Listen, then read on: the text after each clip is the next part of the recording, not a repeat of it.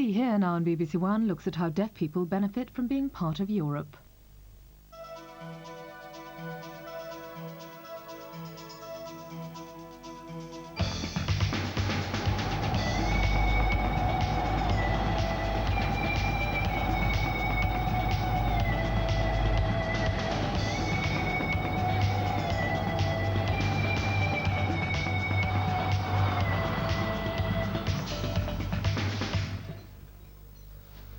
That was great. I've always wanted to drive a bus, so that's another ambition achieved.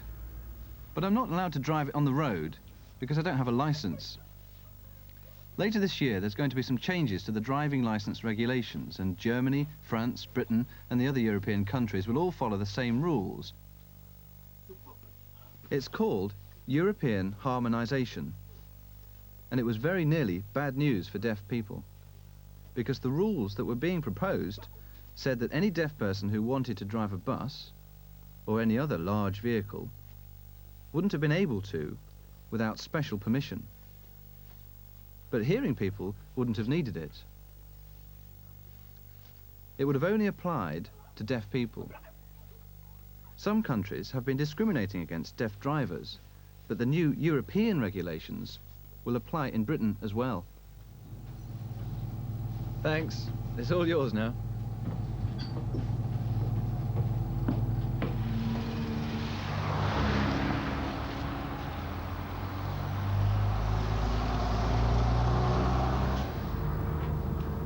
Fortunately, some deaf people realised what was happening and began a campaign to fight for their equal rights.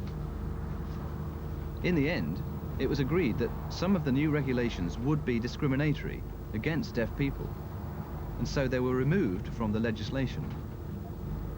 Now that was good news for deaf drivers all over Europe. But what is Europe? There seem to be European regulations for just about everything. And if Europe can decide whether or not I can drive a bus, then perhaps I should find out more about it.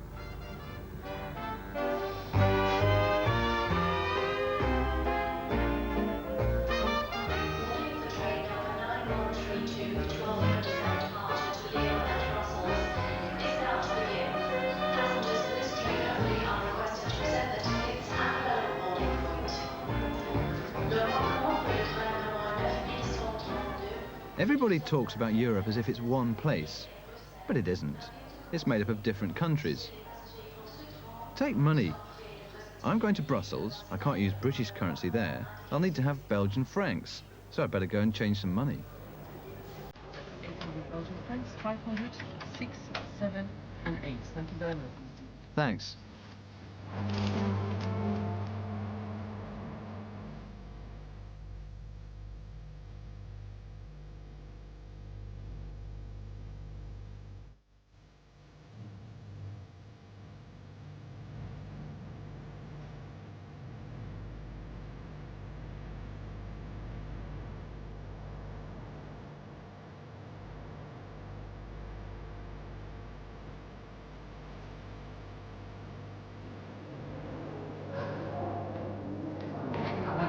Hello. Good to see you. I have a few questions to ask you. You sign. Yeah, remember I signed just a little bit. That's no problem. I brought Rob to interpret. Great. Hello. Let's go.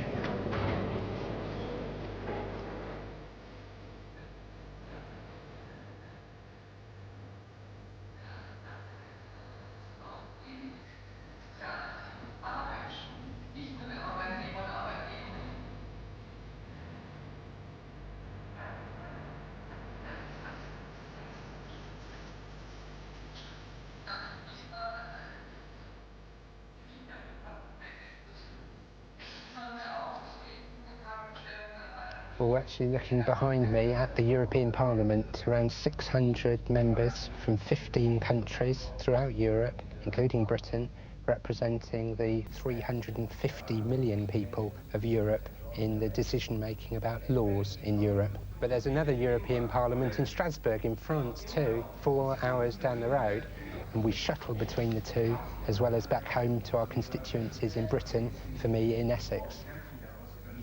Where does the money come from to finance what happens here? Well, every time we go into a shop in Britain and buy something, a penny of the VAT actually goes to Europe rather than to Westminster. It's our money. We've paid for it. And that's why the European Parliament, representing people in Britain and people throughout Europe, must control how that money is spent.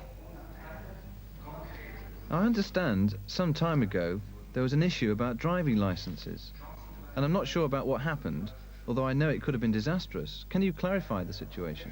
That's an example where the European Commission just didn't think. It brought forward rules for making driving licenses the same throughout Europe, and yet said that deaf people couldn't drive vans, lorries and light transit vehicles. That was absurd. It was wrong. It was insulting to deaf people, and therefore we overturned that rule, and deaf people have got the full rights to drive like everyone else because of it. That's democracy in Europe at work. Well, I wish you every success for the future. Thank you.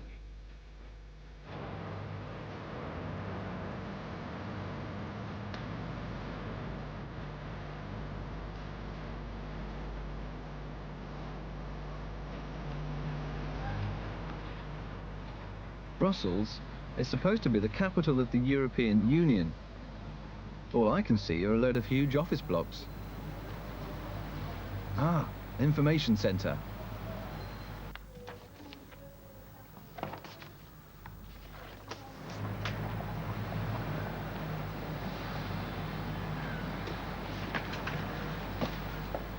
Well, they gave me a lot of information in there, pages of it. The only problem is I can't understand any of it. But they did give me the address of the European Union of the Deaf, so maybe they'll give me some information I can make sense of.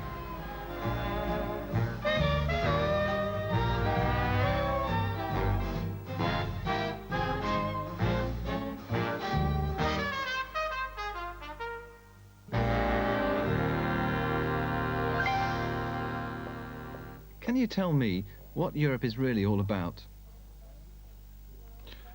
Well, Europe.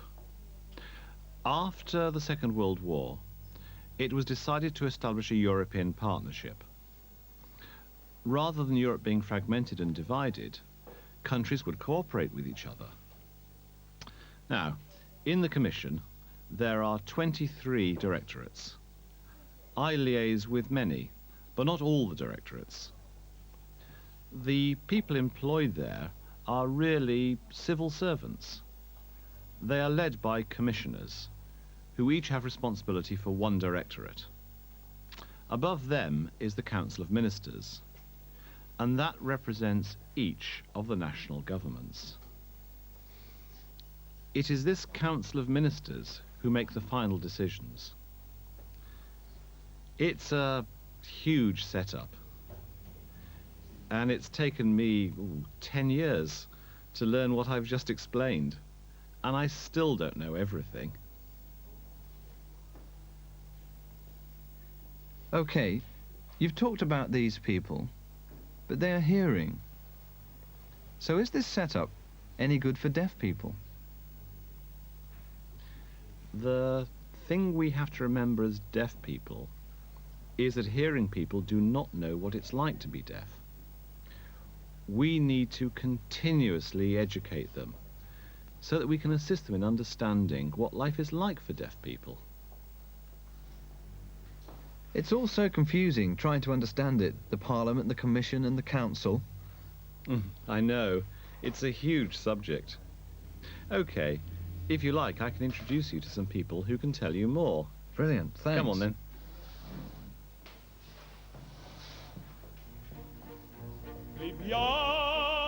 Libiamo nei lieti calici che la bellezza infiora e là fuggevol ora s'inebria voluta.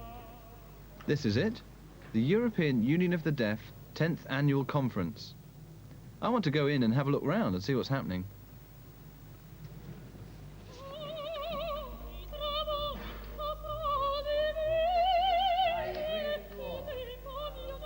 So what are you doing here at the EUD conference? I am here at the EUD to represent Sweden, particularly the Swedish Deaf Association. It's the first time that Sweden has been involved. Sweden became a member this year. Previously, Sweden were not members of the European Union. We were on the outside of it.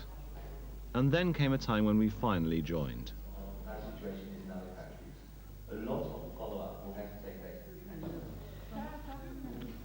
I think it is positive.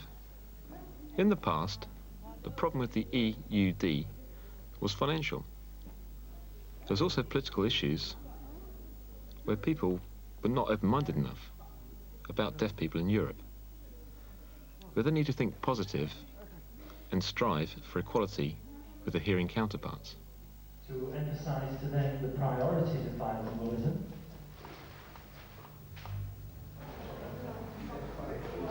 Hey! Yeah, Tim from See Here. What are you doing here? I'm here as the reporter, so what are you doing? Well, I'm not here working for See Here. I'm here in my capacity as Vice President of the European Union of the Deaf. I was elected by the members of the EUD. Do you want to see my card? Yeah, thanks. Yeah. And B, the national Greek government could be made more aware. The European Union of the Deaf was set up 10 years ago to challenge the European Union, which makes legislation and is very hearing dominated. It was set up particularly to campaign and lobby for the recognition of sign languages, for education and interpreting services, as well as for a wide range of other issues affecting the deaf community. Lobbying is absolutely crucial, both on a European and on a national level. I know France wants to particularly organise bilingualism, that's fine. But is there any other countries who are... This is fascinating. interested in a topic which- It's a formal conference, and some of it is a bit beyond me. But at the moment they're talking about how communication with governments can be improved. And we are bound by the themes. But for me, I prefer chatting with people of my own age. So I'm off to find some of them.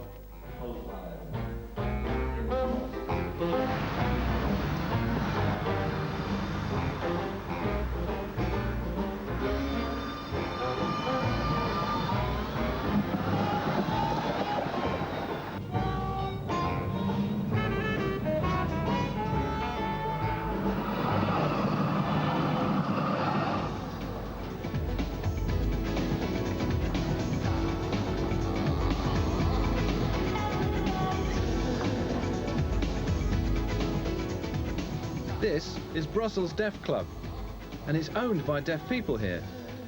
I want to find out what their views and experiences are. Do I pay here? No, go in. Ah, I can come in for free. Great.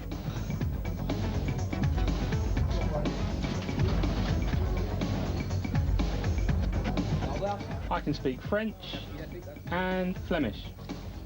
You speak 2 languages, That's right, 2 languages. and English as well, so that's 3. And English, that's right. I also understand American Sign Language. That's great. In Belgium, the situation's okay, but it's not as advanced as you've got in England. I mean, Belgians are able to see your TV programmes. You've got a deaf presenter using sign language. It's amazing. There's nothing like that here.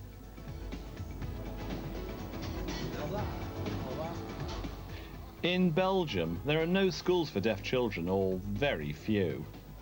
So they're integrated. Yes, most students are integrated into hearing schools. There ought to be deaf schools.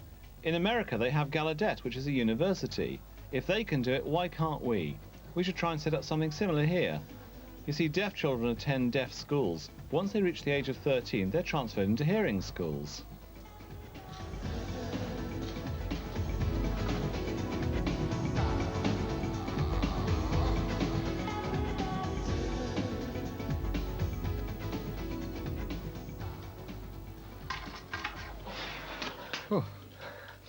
Last night I had a great time.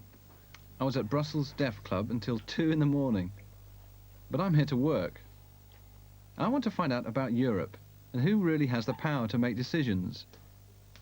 I think it's important to meet those people and inform them about deaf people's needs. Informing them ensures that deaf people are not excluded.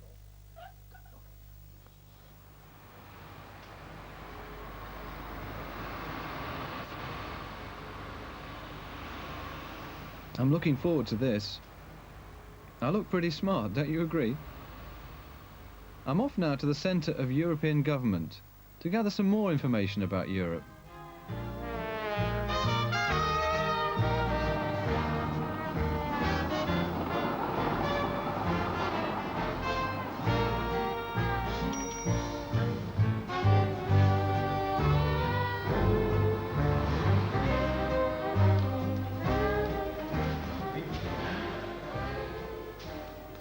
This is an impressive building. Yes, it's huge. We're here for a meeting with Commissioner Flynn.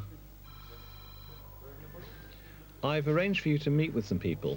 Have you brought your interpreter with you? Yes, I have.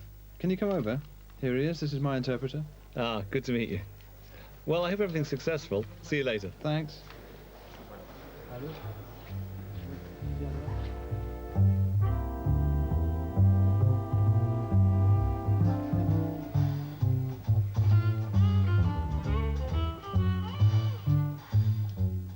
Is this the place?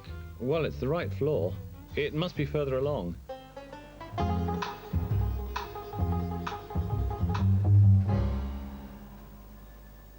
This is it?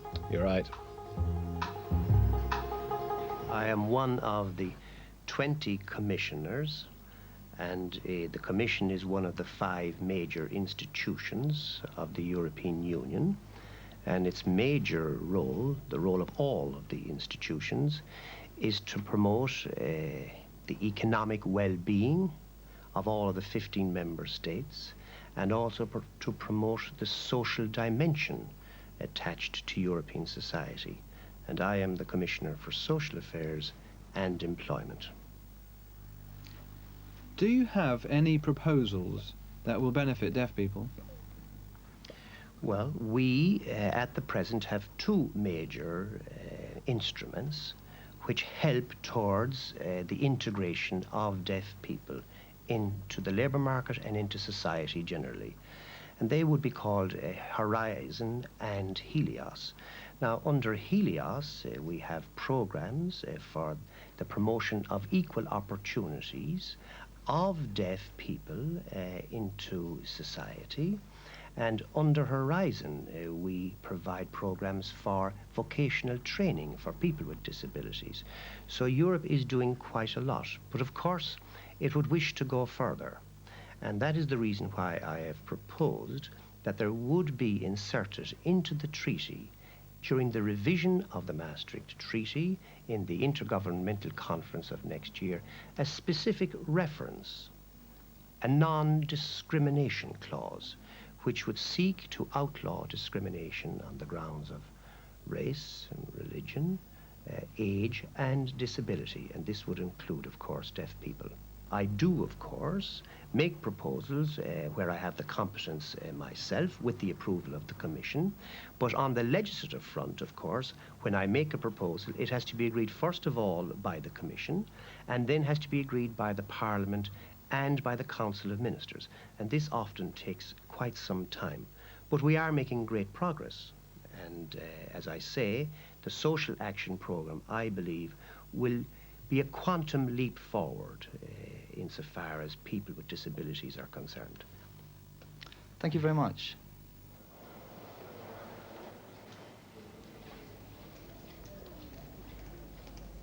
Hi there. Hello, how did it go? Well, I've had a good meeting with Commissioner Flynn. He's obviously an influential man, but he doesn't ultimately make the decision. Who does have the power? No, Flynn, as Commissioner, doesn't hold the ultimate power. He is responsible for one directorate, Directorate number 5 within the Commission. Moving on, Parliament has another type of power. Each of them have a certain amount, but the Council of Ministers is more powerful than either of them.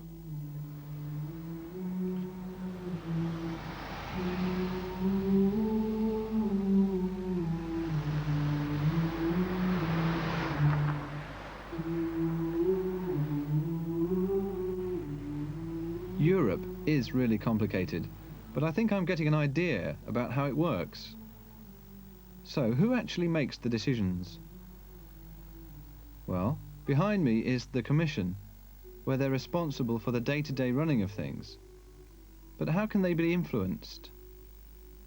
Well, people like Johan are constantly lobbying them. This is the European Parliament building. So when they're not over in Strasbourg, they're here at their offices in Brussels. Now, what you can do is to make your own MEP aware of deaf issues before they come here. This is where a lot of the power is. It's the Council of Ministers. This is where British government ministers, along with other European ministers, come to discuss what they're really prepared to accept or reject in Europe.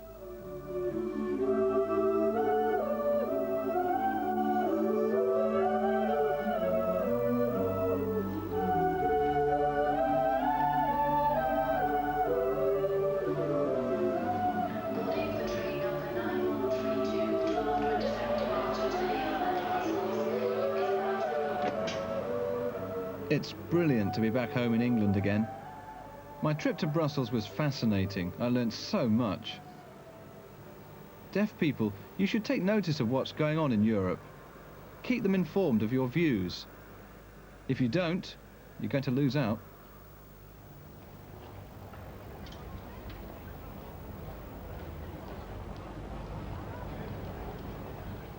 One thing that I'm particularly interested in is the funding that the European Union has to spend on different projects, because that money is separate from money that comes from the British government. I want to make sure deaf people get their fair share of that European money.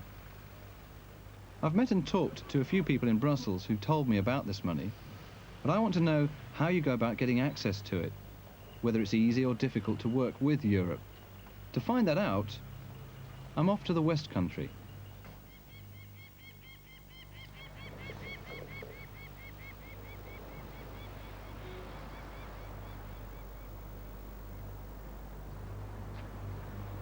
This is Bristol, and I'm here to visit the Centre for Deaf Studies at Bristol University.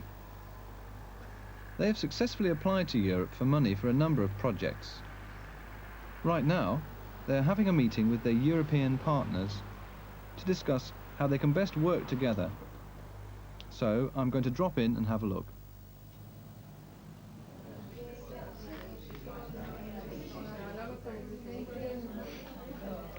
Ah, you're Jim Kyle, right? Yes, hello. Welcome. So what's going on here? Well, our European friends are here in Bristol from 10 different countries to discuss our plans for the Horizon project. There are representatives from Spain, Germany, Austria, in fact, all over Europe. Right. It might be a good idea for me to meet some of them. Okay, we'll talk later, all right? Great, no problem. See you later. Bye.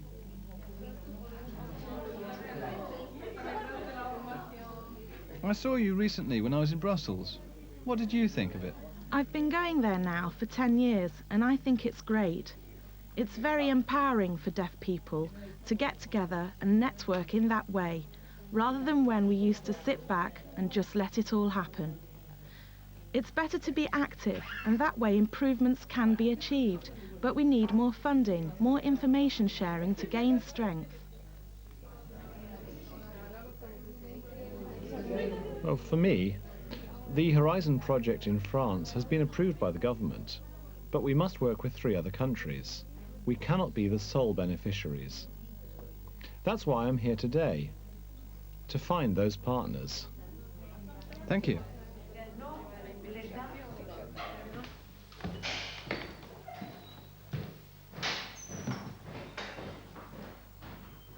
La información, los cursos también se dan o van referidos al posible aprendizaje mensual. O sea, tú lo puedes programar para que te enseñe X palabras o X información en un mes, 2 meses, por ejemplo.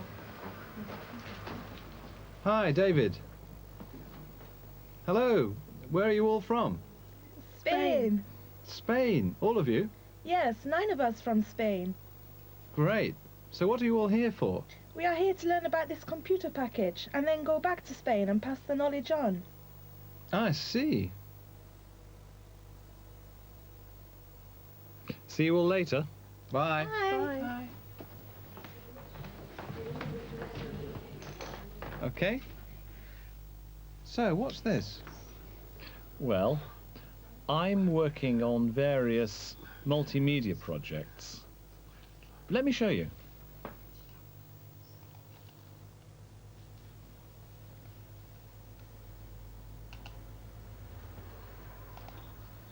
This has text, pictures, they could be photographs or drawings, and it has signing. Signing? Yes, it's got a mixture. Let me show you. This signing is the same as this text. See, it matches. This looks really expensive. How did you go about applying for European funding? Well, what happened was, we had a meeting. Just an internal meeting. We thought, why not look into multimedia for deaf people? Because it's visual. It offers total access to different types of information in pictures, sign and text. So what happened was we wrote a proposal in draft form based on the ideas discussed. So who was in on that discussion? 2 or 3 of us from this unit. Then we got a book of contacts throughout the European Union, the EU. Is submitting a proposal and actually getting the funds an easy process, or is it very difficult? From my own personal experience, I've had some disappointments, having put in what I thought was a good proposal, only to see it turned down, while other proposals have been granted funding, and I felt that mine was better. Those sort of disappointments happen often before you get a successful proposal through, so it can be up and down.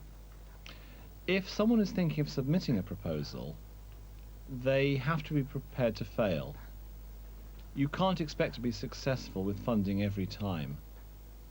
Some do fail. I was in Brussels recently, and the people there in the EU seemed to be saying that they were supportive of deaf people and wanted to help. But are they actually helping us, or is it all just talk? I've been involved in 3 or 4 projects, and I've been the only deaf person. I'd like to see more deaf people involved. I don't know why there aren't. Some countries are very good in the area of sign language research. Some are good with technology, like Britain and 2 or 3 other countries. I'd really like to see more deaf people involved. That's what I want.